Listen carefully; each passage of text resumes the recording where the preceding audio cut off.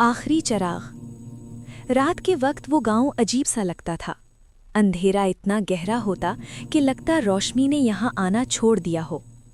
मगर गांव के आखिरी कोने में एक पुराना सा घर था जिसकी खिड़की में हर रात एक चराग जलता था। लोग कहते थे ये चराग किसी उम्मीद की निशानी है।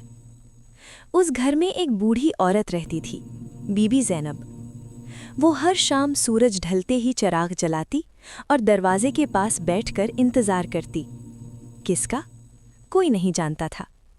साल गुजर गए, लोग बदल गए, मगर चराग जलता रहा।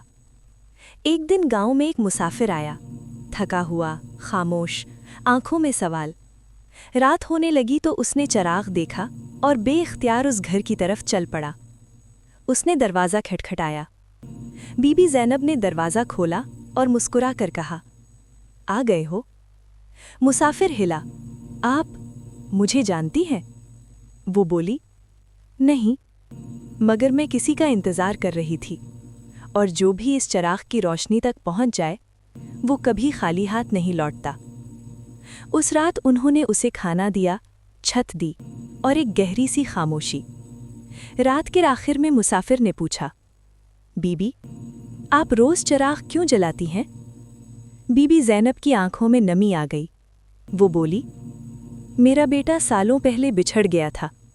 लोग कहते हैं वो कभी वापस नहीं आएगा, मगर माँ की उम्मीद कभी नहीं मरती।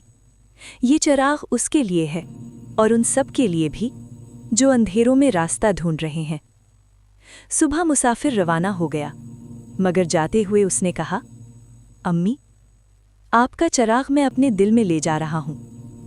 कुछ दिन बाद खबर आई कि बीबी ज़ैनब खामोशी से दुनिया से रुखसत हो गई।